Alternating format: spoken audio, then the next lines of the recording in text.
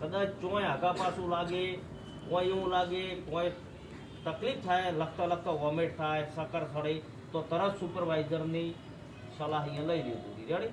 લગભગ બેઠક હોય ત્યાં ત્યાં કરેલું છે. મેડિકલ સેવા છે, બધી સેવાઓ છે, સંપૂર્ણ ઉપલબ્ધ છે. રેડી? આગા પાછું થતું હોય, નજીકનો કોઈ સારો જેવું લાગતું હોય તો એના પ્રમાણે તમારી રીતે તમે એ ડિસિઝન તમે તમારી રીતે લઈ શકો. રેડી?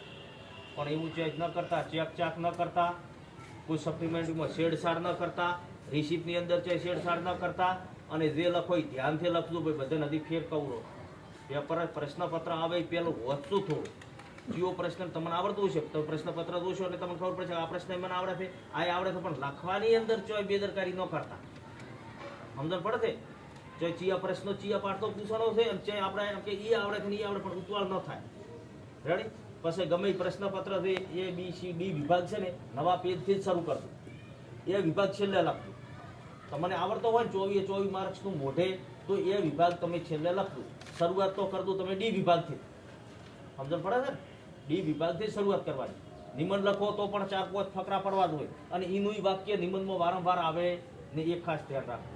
રેડી? બાકી તો તમને બધું મેં સમજાયેલા છે, બધું કીધું છે, એના પ્રમાણે જ તમારે હેડવાનું. બિલકુલ ગભરાવાનું નહીં. છે ભલે કોઈ સુપરવાઇઝર હોય કે સિનિયર સાહેબ હોય, કોઈ જરૂર પડે, કોઈ ખબર ન પડે તો એની મદદ તમે લઈ શકો.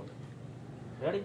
પ્રશ્ન ના આવડે તો એકવાર પૂછી લેવાનો, સાહેબ આ શું સમજણ નથી પડતી, તો એમાંથી ગમે આ કેવું છે કોઈકને પૂછો તો રસ્તો મળે, નકે રસ્તો મળે નહીં. પછી બિલકુલ યુવરાજ ફ્રી માઇન્ડ.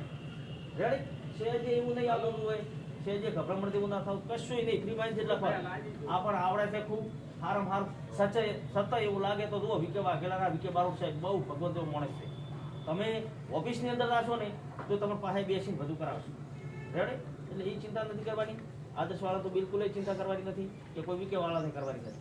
રેડી? કારણ કે અહીંયા સાહેબ ઓળખીતા છે. મારી જરૂર પડશે તો મારે આદર્શમાં નોકરી છે, સત્તાય હું ત્યાં રાઉન્ડ મારશું. રેડી? એટલે બિલકુલ ગભરાણા વગર 9:40 અંદર એન્ટ્રી છે. રેડી? એકી પોણી કરી ભાઈ અને તરત 9:35 તમે ત્યાં આરે થઈ જાવ.